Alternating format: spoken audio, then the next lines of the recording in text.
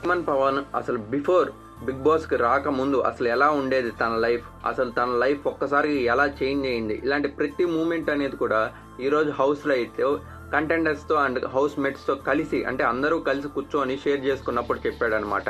అంటే తన లైఫ్లో తనకి ఇప్పటి వరకు ఒక గుడ్ సక్సెస్ అనేది ప్రాపర్గా రాలేదు. అంటే కెరియర్ స్ట్రగలింగ్స్లోనే చాలా వరకు ఉన్నాడు.